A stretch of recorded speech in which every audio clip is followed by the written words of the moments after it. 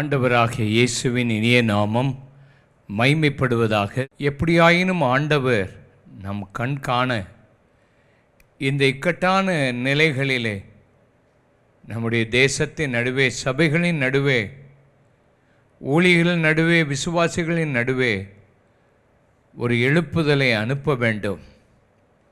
ஆவியானவருடைய பலத்த கிரியையை நாம் காண வாஞ்சிக்கிறோம்.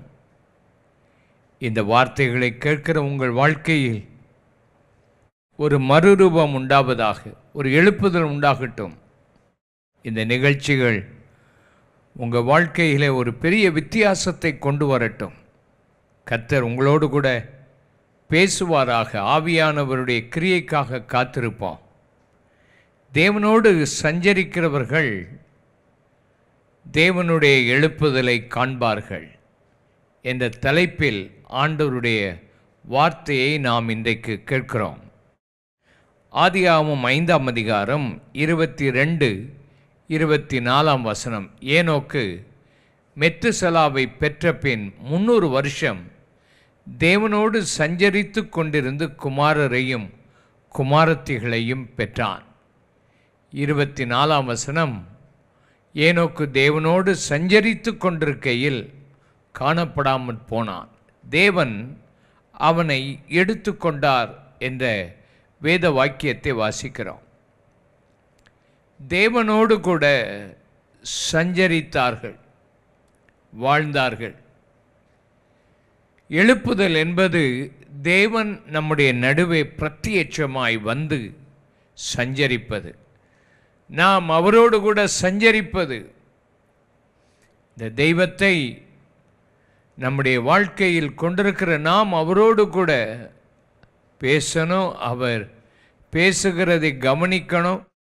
ஆவியானவர் நம்மை உணர்த்துகிறதை இந்த நாட்களில் அதிகமாக உணர வேண்டும். ஆவியானவர் உங்கள் வாழ்க்கையை மாற்றி அமைக்க இன்றைக்கு ஒரு தீர்மானம் எடுத்து, தேவனோடு நான் சஞ்சரிப்பேன், தேவனோடு நான் பேசுவேன், அவரோடு நடப்பேன். இந்த ஏனோக்குடைய சூழ்நிலையை நாம் பார்க்கும்போது, அவன் குடும்பத்தோடு கூட வாழ்ந்தவன். குடும்பம், பிள்ளைகளை பெற்று 300 வருஷம் தேவனோடு சஞ்சரித்தான் என்று பார்க்கிறோம். அவன் மொத்தம் 365 வருஷம் வாழ்ந்தவன். முதல் 65 ஆண்டுகள் அவன் வாழ்க்கையில் இப்படிப்பட்ட அனுபவம் இல்லாமல் இருந்திருக்கிறது. அந்த 65வது ஆண்டுக்கு பின்பு அவனுடைய வாழ்க்கையில் ஒரு வித்தியாசத்தை பார்க்கிறோம். உங்கள் வாழ்க்கையிலும் இதுவரைக்கும் நீங்கள் வாழ்ந்த இந்த வாழ்க்கை அல்ல, இதற்கு பின்பு ஆண்டவரோடு கூட நடக்கிற, உலாவுகிற ஒரு அனுபவத்தை பெற்றுக்கொள்ள வேண்டும். You must have an encounter with God. ஆண்டவரோடு அந்த வாழ்க்கையை ஆரம்பித்து ஆண்டவருக்குள் வாழ ஆண்டவர் உங்களை அர்ப்பணிக்கணும். மறுபடியும் நீர் எங்களை உயிர்ப்பிக்க மாட்டீரோ, உம்முடைய முகத்தை எங்கள் மேல் பிரகாசிக்க மாட்டீரோ, உம்முடைய ஆண்டவரே உம்முடைய வெளிச்சம் எங்களுக்கு வரக்கூடாதா? இந்த நாட்களில் உங்கள் ஏக்கத்தை ஆண்டவர் அறிந்து, உங்கள் வாழ்க்கையில் இனிமேல் வாழப்போகிற ஆண்டுகள் அவரோடு கூட சஞ்சரிக்க, அவர் உங்களோடு கூட பேசுகிற ஒரு ஆண்டுகளாக மாற கர்த்தர் இன்று உங்களை அழைக்கிறார். குடும்ப வாழ்க்கை வாழ்ந்தாலும் ஆண்டவரோடு நடக்க முடியும், சஞ்சரிக்க முடியும் என்பதற்கு ஏனோக்கு ஒரு அருமையான உதாரணம். உங்கள் வாழ்க்கையிலும் குடும்ப வாழ்க்கை என்பது ஆண்டவரோடு நடப்பதற்கு அது தடையானது என்று அநேகர் எண்ணுகிறார்கள். இல்லை, குடும்ப வாழ்க்கை என்பது ஆண்டவரோடு நம்மை நடப்பதற்கு அநேக சூழ்நிலைகளை நமக்கு உருவாக்கிவிடும். அதனால் ஆண்டவரோடு கூட நடக்க குடும்ப வாழ்க்கை தடையாய் இருக்கக்கூடாது. ஆண்டவர் இந்த சூழ்நிலையில் அவன் ஆண்டவரோடு நடந்தான். இரண்டாவது, அவன் வாழ்ந்த காலம் ஆண்டவர் இந்த உலகத்தை அழிப்பதற்கு மெத்துசலா என்று சொல்லும்போது நியாய தீர்ப்பு வருகிறது, நியாய தீர்ப்பு வருகிறது என்று அவனுடைய பெயர் சொல்லுகிறது. இந்த உலகத்துக்கு நியாய தீர்ப்பு வருகிற அளவுக்கு உலகம் அந்த நாட்களிலே ஆயத்தப்பட்டு கொண்டிருந்தது நியாய தீர்ப்புக்கு. நோவாவின் காலத்தில் இருந்த அதே பாவங்கள் ஏனோக்கு வாழ்ந்த காலங்களிலும் இருந்தது. கொடுமை, மனுஷனுடைய நினைவெல்லாம் நித்தமும் பொல்லாததாக இருந்தது. அப்பேற்பட்ட சூழ்நிலையில் ஆண்டவரோடு நடக்கக்கூடிய அந்த சூழ்நிலை இல்லாமல் இருந்த போதும் அவன் ஆண்டவரோடு கூட நடந்தான் என்பது தான் மிகவும் முக்கியம். உங்கள் வீட்டு சூழ்நிலை, உங்கள் பக்கத்தில் இருக்கிற சூழ்நிலைகளை எல்லாம் நீங்கள் பார்க்கும்போது உங்கள் வாழ்க்கையில் நீங்கள் ஆண்டவரோடு நடக்க முடியுமா? இந்த காலத்தில் எந்த சூழ்நிலையாக இருந்தாலும் அவரோடு நீங்கள் நடக்க முடியும். காரணம், ஏற்கனவே அவர் உன்னதங்களில் உங்களை ஆவிக்குரிய சகல ஆசீர்வாதத்தினால் உங்களை ஆசீர்வதித்திருக்கிறார். உலக தோற்றத்துக்கு முன்னமே நீங்கள் குற்றமற்றவர்களாய் வாழ, பரிசுத்தமுள்ளவர்களாய் வாழ உங்களை முன்குறித்து கிறிஸ்துவுக்குள் உங்களை வைத்திருக்கிறார். கிறிஸ்துவுக்குள் உங்கள் பாவங்களை அவர் மன்னித்து ஒரு மீட்பை கட்டளையிட்டிருக்கிறார். பரிசுத்த ஆவியினாலே கிறிஸ்துவுக்குள் உங்களை முத்திரித்திருக்கிறார். நீங்கள் அவருடைய சுதந்திரராகும்படி ஏற்கனவே உங்களை தெரிந்து கொண்டிருக்கிறாரே. இப்படி ஆண்டவர் நம்மை ஏற்கனவே ஆசீர்வதித்து வைத்திருக்கும் போது விசுவாசித்து அதை நம்முடைய வாழ்க்கையில் அனுபவமாக்கும் போது நிச்சயமாய் எந்த சூழ்நிலையாக இருந்தாலும் கர்த்தரால் தேர்ந்தெடுக்கப்பட்ட பிள்ளைகளாகிய நாம் அவருக்குள் நடக்க இந்த நாட்களில் ஆண்டவர் நம்மை அழைக்கிறார். எப்பேற்பட்ட சூழ்நிலையாக இருந்தாலும் ஆண்டவருக்குள்ளே நீங்கள் சஞ்சரிக்க உங்களை ஒப்புக்கொடுங்கள். இந்த ஏனோக்கை பற்றி படிக்கும்போது யூதா 14வது வசனம், ஆதாமுக்கு 7ஆம் தலைமுறையான ஏனோக்கும் இவர்களை குறித்து, இதோ எல்லாருக்கும் நியாய தீர்ப்பு கொடுக்கிறதற்கும் அவர்களில் அவபக்தி உள்ளவர்கள் யாவரும் அவபக்தியாய் செய்து வந்த சகல அவபக்தியான கிரியைகள் நிமித்தமும் தமக்கு விரோதமாய் அவபக்தியுள் பேசின கடினமான வார்த்தைகளின் எல்லாவற்றின் நிமித்தம் அவர்களை கண்டிக்கிறதற்கு ஆயிரமான தமது பரிசுத்தவான்களோடு கூட கர்த்தர் வருகிறார் என்று முன் அறிவித்திருக்கிறான் இந்த ஏனோக்கு. அவன் ஒரு தீர்க்கதரிசியாக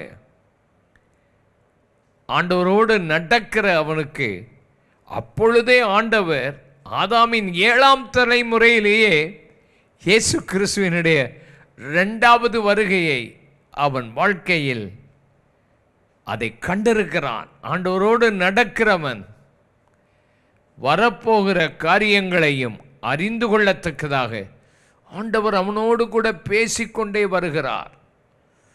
அவனுடைய இருதயத்தில் ஆண்டவர் தம்முடைய திட்டங்களை எல்லாம் வெளிப்படுத்தி கொண்டே வருகிறார். ஆண்டவரோடு நடக்கும்போது ஆண்டவர் தம்முடைய தீர்க்க தரிசனங்களை வெளிப்படுத்தி கொண்டே வருவார்.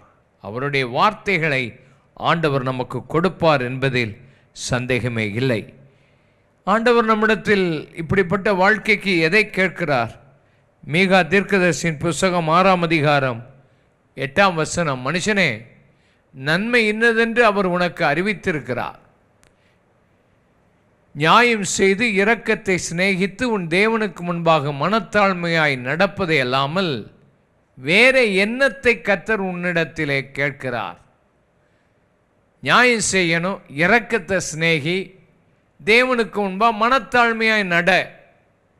அதைத்தான் ஆண்டவர் கேட்கிறார். தேவனோடு கூட நடப்பது என்பது மனத்தாழ்மையாய் நடப்பது, இரக்கத்தை சிநேகிப்பது.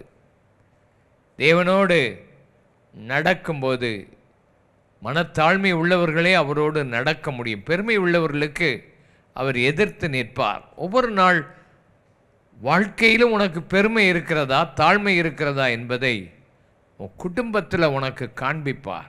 உன் பேச்சு, மற்றவர்களோடு நீ பேசுகிற வார்த்தைகள், உன் சிந்தைகள், உன்னை பற்றிய எண்ணங்கள், உன்னை பற்றி நீ மிஞ்சி எண்ண வேண்டாம். ஒருவன் குற்றம் செய்தால் அவனை சாந்தமுள்ள ஆவியோடு அவனுக்கு புத்தி சொல்லு. நீயும் அந்த பாவத்தில் விழாதபடி நீ ஜாக்கிரதையாயிரு. ஒருவன் பாவத்தில் விழுந்து விட்டால் நீ இப்பொழுது அந்த பாவத்தை செய்யாமல் இருந்திருக்கலாம். அவனை குற்றவாளியாகவே எண்ணி அவனை நியாயம் தீர்த்து கொண்டிராதே. ஒருவர் பாரத்தை ஒருவர் சுமக்க வேண்டும். உன்னை பற்றி எண்ணி எண்ண வேண்டிய அளவுக்கு மிஞ்சி எண்ணி விடாதே. ஜாக்கிரதையாயிரு. பாரத்தை சுமக்க, மற்றவர்களுடைய பலவீனங்களை சுமக்க உன்னை ஒப்புக்கொடு. தாழ்மையாய் நடந்தால் அவரோடு நீ சஞ்சரிக்க முடியும்.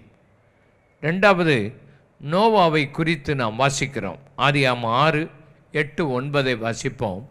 நோவாவுக்கோ கர்த்தருடைய கண்களில் கிருபை கிடைத்தது. நோவாவின் வம்ச வரலாறு. நோவா தன் காலத்தில் இருந்தவர்களுக்குள்ளே நீதிமானும் உத்தமனுமாயிருந்தான். நோவா தேவனோடு கூட சஞ்சரித்து கொண்டிருந்தான். நோவா வாழ்ந்த காலத்தில் ஆண்டவருடைய கண்களில் அவனுக்கு கிருபை கிடைத்தது. நோவா நீதிமானும் உத்தமனுமாயிருந்து தேவனோடு கூட சஞ்சரித்து கொண்டிருந்தான். நோவா பிரித்தெடுக்கப்பட்ட ஒரு வாழ்க்கை வாழ்ந்திருக்கிறான். நோவாவின் காலத்திலே அரக்க சந்ததி உண்டாயிற்று. மனுஷகுமாரத்திகளை அழகுள்ளவர்கள் என்று கண்டு தேவதூதர்கள், தள்ளப்பட்ட தூதர்கள் உறவு வைத்தார்கள். அது நிமித்தம் உருவான அரக்க சந்ததி பூமி முழுவதையும் மூட ஆரம்பித்தது. ஆனால் நோவாவையோ குடும்பத்தையோ அதன் மத்தியில் ஆண்டவர் பிரித்தெடுத்தார். தேவனுடைய வித்து, ஸ்திரீயின் வித்து சர்ப்பத்தின் தலையை நசுக்கும் அல்லவா? அந்த பரிசுத்தமான வித்து தொடர்ந்து வருவதற்கு ஆண்டவர் இந்த பூமியிலே குடும்பங்களை பிரித்தெடுத்தார். நோவாவின் குடும்பத்தை ஆண்டவர் பிரித்தெடுத்தார். நோவாவின் மூலமாக ஆண்டவருடைய அந்த பரிசுத்த வித்து இந்த உலகத்திலே தொடர்ந்து வருவதற்கு, அந்த வித்தை கெடுப்பதற்கு பிசாசு பலவிதமான சூழ்நிலைகளை உருவாக்கின போதும் தேவன் நல்லவர். நோவாவுக்கு அவர் தேவனுடைய கண்களிலே கிருபை உண்டாயிற்று. உங்கள் வாழ்க்கையிலும் தேவனோடு கூட சஞ்சரிப்பதற்கு இந்த உலகத்தில் பலவிதமான குழப்பமான உலக வாழ்க்கைக்குள் மனிதர்கள் சிக்கிக்கொண்டு வாழ்ந்தாலும் உங்களை பிரித்தெடுத்து, ஊழியர்களை, எத்தனையோ ஊழியர்கள் தவறான வாழ்க்கையில் சிக்கி ஆண்டவரை விட்டு தூரமாய் போய்விட்டாலும் இந்த கடைசி காலத்தில் எழுப்புதல் உண்டாக உங்களை, உங்கள் குடும்பத்தை ஆண்டவர் பிரித்தெடுத்திருக்கிறார். தேவனோடு நீதிமானும் உத்தமனுமாயிருந்து சஞ்சரிக்க அழைக்கிறார். அவரோடு சஞ்சரிக்க உங்களை ஆண்டவர் அழைக்கிறார். அவரோடு சஞ்சரிப்பீர்களா? கர்த்தர் நல்லவர். இந்த நாட்களில் ஆண்டவருக்காக வாழ ஆண்டவர் உங்களுக்கு கிருபை அருளி செய்வாராக. நோவா வாழ்ந்த காலம் கடினமான காலம். அந்த காலத்தில் ஆண்டவர் அவனை பிரித்தெடுத்து அழைத்து குடும்பத்தை காப்பாற்றினான். 8 பேர் உள்ள குடும்பத்தை அவன் பிரசங்கித்த பிரசங்கத்தை 120 வருஷம் பிரசங்கம் பண்ணான். ஒரு ஆள் கூட மனம் திரும்பி வரல. ஒரு ஆள் கூட அவன் பிரசங்கத்தை நம்பலை. ஆனால் அவன் குடும்பம் நம்பிற்று. அநேக ஊழியக்காரருடைய பிள்ளைகள் அப்பா பண்ணுற பிரசங்கத்தை நம்ப மாட்டாங்க. அப்பா செய்கிற ஊழியத்தின் மேலே அவங்களுக்கு ஆசை இல்லை. அவங்களுக்கு வித்தியாசமாக இருக்குது. ஆனால் நோவா 120 வருஷம் பிரசங்கித்த அந்த பிரசங்கத்தில் ஒருத்தரும் நம்பாட்டாலும் அவன் குடும்பம் நம்பி அந்த குடும்பம் காக்கப்பட்டுச்சு. இன்றைக்கி உன் முழு குடும்பமும் ஆண்டவரோடு சஞ்சரிக்கத்தான் ஆண்டவர் தெரிந்தெடுத்திருக்கிறார். ஓ காட், இந்த ஆண்டவரோடு நீ சஞ்சரிப்பதற்கு உன்னை ஒப்பு கொடுப்பியா? நேரம் எடுப்பியா? அந்த விசுவாசம். மழையை பார்த்ததே இல்லை நோவா, ஆனால் ஆண்டவர் சொன்னார் மழை பெய்யும், தொடர்ந்து மழை பெய்யும், நீ பேழையை உண்டு பண்ணு. ஆண்டவர்கிட்ட போய் பேழையை உண்டு பண்ணுறதுக்கு எனக்கு பணம் தருவீரா, எனக்கு ஆள் இல்லையே அப்படின்னு சொல்லி அவன் எந்த விதமான சாக்குப்போக்கும் சொல்லலை. பேழையை உண்டு பண்ணினான். ஆண்டவர் ஆச்சரியமாக நடத்தினார். ஒரு அம்மா செய்யாரவா, உன் வாழ்க்கையிலேயும் ஆண்டவருடைய சுத்த கிருபை தான் உன்னை நடத்தும். உன்னை நடத்தும்போது முழு குடும்பமும் மாற்றப்பட்டு நீ ஆண்டவரோடு உலாவி வருவாய். நோவாவின் காலத்தில் விசுவாசித்தான். வேதத்தை நீங்கள் பார்க்கும்போது எபிரேயர் 11:7 வாசிக்கும்போது, விசுவாசத்தினாலே நோவா தற்காலத்தில் காணாதவைகளை குறித்து தேவ எச்சரிப்பை பெற்று பயபக்தி உள்ளவனாகி தன் குடும்பத்தை ரட்சிப்பதற்கு பேழையை உண்டு பண்ணினான். அதனாலே உலகம் ஆக்கினைக்குள்ளானது என்று தீர்த்து விசுவாசத்தினால் உண்டாகும் நீதிக்கு சுதந்திரவாளியானான். விசுவாசத்தினால் உண்டாகும் நீதிக்கு சுதந்திரவாளியாக மாறுவதற்கு ஆண்டவர் அவனுக்கு சொன்ன காரியத்தை நம்பி விசுவாசித்து காணாதவைகளை குறித்து எச்சரிப்பு பெற்றான்.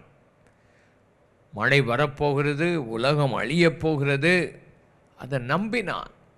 இன்றைக்கி ஆட்கள் நம்ப மாட்டார்களே. நோவாவின் காலத்தில் என்ன நடந்துச்சோ, லோத்துவின் காலத்தில் என்ன நடந்துச்சோ அதுதான் கடைசி காலத்தில் நடக்கும். இன்றைக்கி அநேக மக்களுக்கு ஆண்டவர் இந்த உலகத்தை நியாயம் தீர்க்க போகிறார், நியாயம் தீர்த்து கொண்டிருக்கிறார் என்கிற அறிவு இல்லை.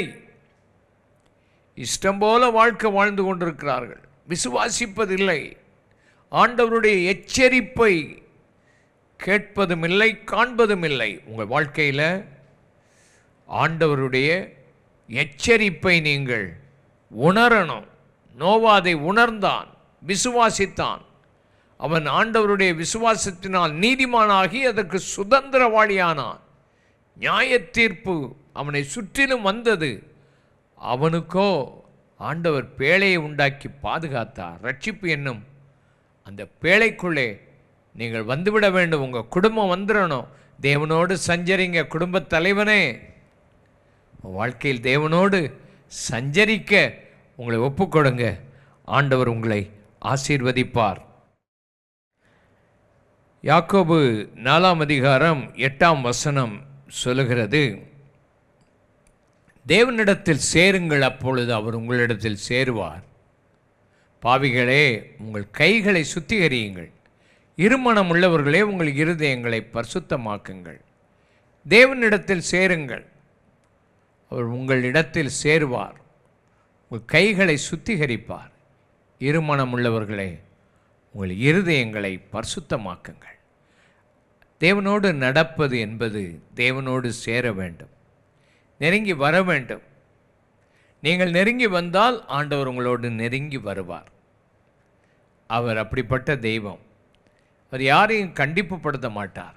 நீங்கள் ஆண்டவரோடு நடக்கணும்னு இன்றைக்கு ஒரு தீர்மானம் எடுத்து, நான் ஆண்டவரோடு கூட நான் நடப்பேன் என்று நீங்கள் வாழ்க்கையில் ஒப்புக்கொடுங்கள்.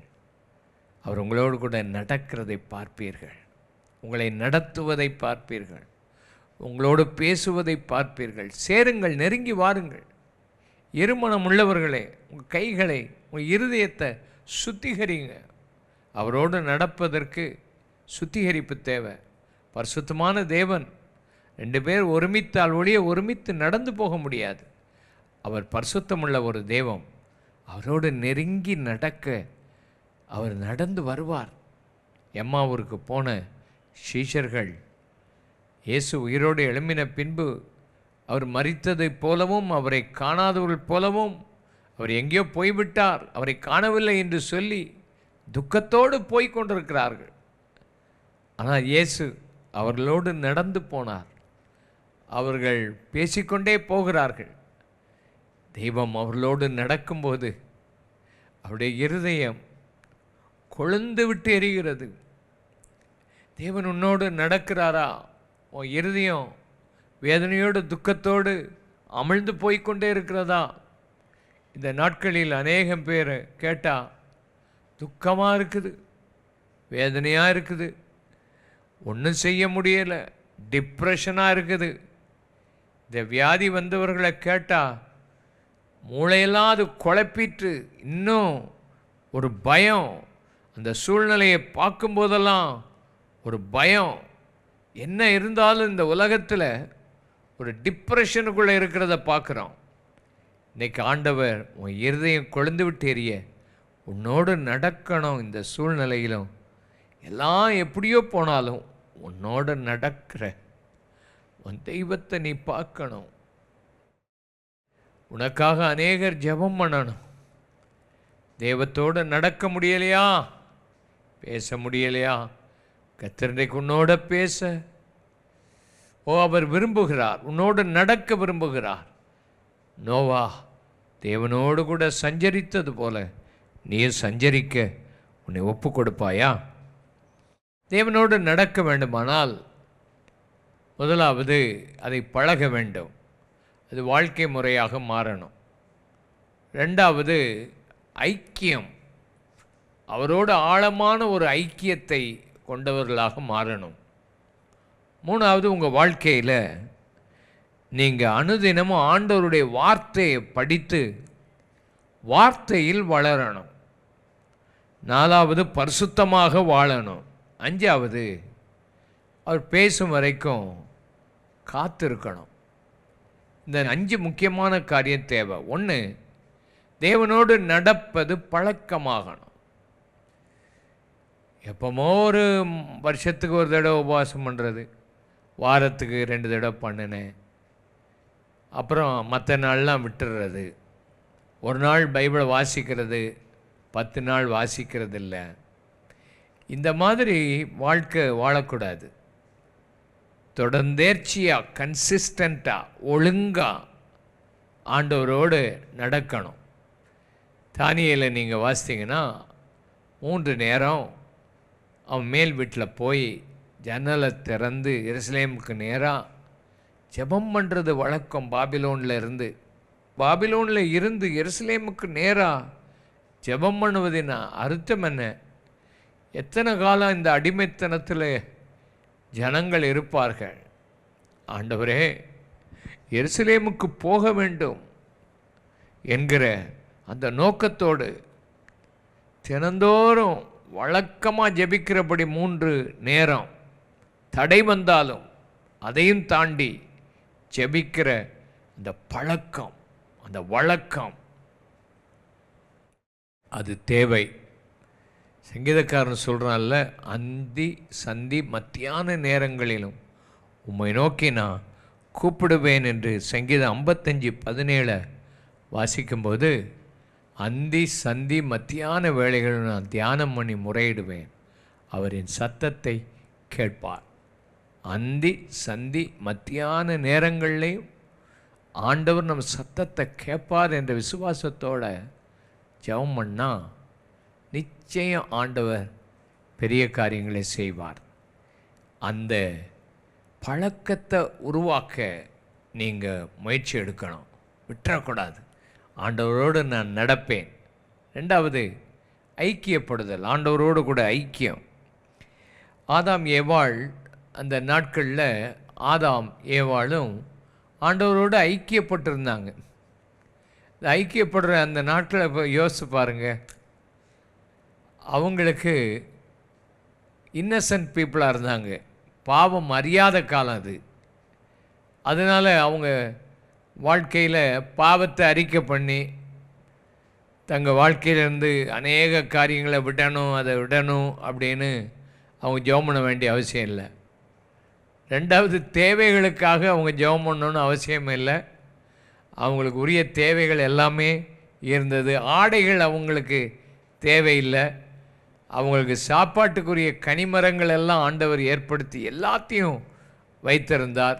வார்ஃபேர் ப்ரேயர் அவங்களுக்கு அவசியம் இல்லை, போராடி சத்துரு இடையில வந்து தடுக்கிற இதெல்லாம் இல்லை. அந்த நேரங்களில் முதல் அனுபவங்கள் ஆண்டவரோடும் அவரோடு நடந்தார்கள். பகலின் குளிர்ச்சியான வேளையில் அவர் வரும்போது அவரோடு பேசிக்கொண்டே உலாவி இருந்தது போல இந்த நாட்களிலும் ஆண்டவரோடு கூட உலாவுகிற அப்படிப்பட்ட நேரத்தை கர்த்தர் உங்களுக்கு தருவாராக. ஸ்வீட் கம்யூனியன், ஆண்டவரோட இனிமையான ஒரு உறவை ஏற்படுத்தணும், ஃப்ரெண்ட்ஷிப்பை ஏற்படுத்தணும். நண்பர்களாக ஆபிரகாம் இருந்தது போல அப்படிப்பட்ட ஒரு லவ்விங் ஃப்ரெண்ட்ஷிப் இருந்தால் எப்போ அந்த ஃப்ரெண்ட்ஷிப்பு பார்ப்போம், அந்த ஃப்ரெண்ட்ஸை பார்ப்போம். எப்போ எது மேலே உனக்கு ஆசை இருக்குது, ஆண்டவர் மேலே ஆசை இருக்குதா, எப்போ அவரை பார்ப்பேன், எப்போ அவரோட பேசுவேன், எப்போ ஆண்டவர் என் கூட பேசுவார். உலகத்தில் மற்ற காரியத்தை விட அந்த ஃப்ரெண்ட்ஷிப் ரொம்ப அவசியம். அடுத்தது ஆண்டவருடைய வார்த்தை, அது மேலே ஆசை இருக்குதா? ஆண்டவருடைய வார்த்தை இப்போ எப்படி வாசிக்கிட்டு இருக்கீங்க? ஆசையோடு வாசிக்கிறீங்களா? வார்த்தையை தியானம் பண்ணுறீங்களா? மன்னா டெய்லி உங்களுக்கு வேணுமே, அதை சேர்த்து வைக்கணும். அன்றைக்கு உரிய மன்னா உங்களுக்கு ஆண்டவர் கொடுப்பார். வார்த்தையில் தாகமாக இருக்கணும். டிவி பார்க்குறத விட மற்றும் நியூஸ் பேப்பரை வாசிக்கிறத விட, சில நேரம் சில ஆட்கள் நியூஸ் பேப்பர் வாசிக்கிறத பார்க்குறேன், பக்கம் பக்கமாக கண்ணு தெரியாட்டா கூட உட்காந்து கீழே உட்காந்து ரோட்டில் இருக்கவங்க கூட நியூஸ் பேப்பரை எடுத்து அப்படி படிக்கிறான். வாழ்க்கையில் ஆண்டவருடைய வார்த்தையை படிக்க ஒரு திட்டம் இருக்குதா? ஆண்டவர் வார்த்தை உன் கூட பேசுதா? உன்னை மறுரூபப்படுத்துதா? ஆண்டவருடைய மகிமையை அந்த வார்த்தையில் பார்த்து மகிமைக்கு மேலே மகிமை அடைய முடியுதா? உன் வாழ்க்கையில் ஒரு மாற்றம் வருகிறதா என்பதை நீங்கள் பாருங்கள். ஆண்டவர் உங்களை ஆசீர்வதிப்பார். சங்கீதம் 119:27 என்ன சொல்லுது? உமது கட்டளைகளின் வழியை எனக்கு உணர்த்தியலும் உமது அதிசயங்களை நான் தியானிப்பேன். ஆண்டவரே, இப்படி அதிசயங்களெல்லாம் நான் தியானிப்பேன். அது பொன் வெள்ளியை பார்க்கலாம், அது எனக்கு மேலானதப்பா என்று அவன் சொல்லுகிறதை பார்ப்பீர்கள். அடுத்தபடியாக உன் வாழ்க்கையில் பரிசுத்தம் ரொம்ப தேவை. ஆண்டவரோடு நடக்கணும்னா பரிசுத்தம் தேவை. பரிசுத்தம் எப்படி வரும்? அநேக ஆட்கள் பரிசுத்தம் எப்படி வரும்னு பார்க்குறாங்கன்னா, வெளியில் உள்ள சட்டைகளை மாற்ற பார்க்குறாங்க. அல்லாவிட்டா தலைமுடியை ரொம்ப கட்டையாக வெட்டிட்டா, அல்லாவிட்டா மீசையெல்லாம் எடுத்துட்டா, இல்லாட்ட சில நாள் தாடியை வளர்த்துறான். தாடியை வளர்த்து மீசையை வளர்த்து சாமியாரை போல் மாறிட்டா பரிசுத்தம் வந்துடுமா? மௌனசாமிகள் ஏராளம் இருக்கிறாங்க. வெள்ளை சட்டை போட்டுட்டு அநியாயம் பண்ணுற ஆட்கள் ஏராளம் இருக்கிறார்கள். வெளிப்பிரகாரமான பரிசுத்தம் பழைய ஏற்பாட்டு காலத்து பரிசுத்தம். புதிய ஏற்பாட்டில் உள்ளான வாழ்க்கையில் பரிசுத்தம். அது எப்படி வரும்? தேவ பயம் இருந்தால் தான் பரிசுத்தமாக இருக்க முடியும். குடும்ப வாழ்க்கையில் பரிசுத்தமாயிரு, பேச்சில் பரிசுத்தம், அந்தரங்க வாழ்க்கையில் சிந்தையில் அசுத்தமான சிந்தை உனக்கு வருதா? இதெல்லாம் பாரு. பரிசுத்தமாக இருந்தால் தான் ஆண்டவரோட நடக்க முடியும் என்பதை நாம் பார்க்கிறோம். கடைசியாக ஆண்டவர் சமூகத்தில் காத்திருக்கணும். சங்கீதம் 46:10 சொல்லுது, நீங்கள் அமர்ந்திருந்து நானே தேவன் என்று அறிந்து கொள்ளுங்கள். ஜாதிகளுக்குள் உயர்ந்திருப்பேன், பூமியில் உயர்ந்திருப்பேன். அமர்ந்து இருந்து ஆண்டவரை அறியணும். காத்திருக்கிறது ரொம்ப கஷ்டம். ஆண்டவர் வருவரை காத்திருக்கணும். ஆண்டவருடைய பிரசன்னம் வருவரை காத்திருக்கணும். ஆண்டவர் நம்மோடு நடக்க விரும்புகிறார், பேச விரும்புகிறார். காத்திருந்து ஜெபம் பண்ணணும். மரியாள் மார்த்தாள் 2 பேர். மார்த்தாள் வேலை செய்துக்கிட்டே இருந்தா, மரியாளோ ஆண்டவர் பாதத்தில் அமர்ந்திருந்து நல்ல பங்கை தெரிந்து கொண்டது போல நல்ல பங்கை தெரிந்து கொண்டு ஆண்டவருக்குள் உங்களை ஆண்டவர் ஆசீர்வதித்து உங்களை பலப்படுத்துவார். உங்களுக்கு ஆண்டவர் தம்முடைய கிருபையை அருளி செய்வார். ஜெபம் பண்ணுவோமா? பரிசுத்த பிதாவே, உம்மோடு நடந்து ஒரு எழுப்புதலை காண உதவி செய்யும். நீ எங்களோடு சஞ்சரிக்கிற காலங்கள் எழுப்புதலின் காலங்கள். இந்த 5 காரியங்களை வாழ்க்கையில் கடைபிடிக்க பழக்கமாக்க, ஆண்டவரே வார்த்தையை வாசிக்க, பரிசுத்தமாக வாழ, ஆண்டவரை காத்திருக்க உதவி செய்திடலும். உங்கள் நாமத்தை மகிமைப்படுத்தும். ஒவ்வொருவரையும் இன்றைக்கு கேட்ட வசனங்கள் வாழ்க்கையில் மாற்றத்தை கொண்டு வரட்டும். இயேசுவின் இனிய நாமத்தில் ஜெபிக்கிறோம் அருமை பிதாவே. ஆமேன், ஆமேன்.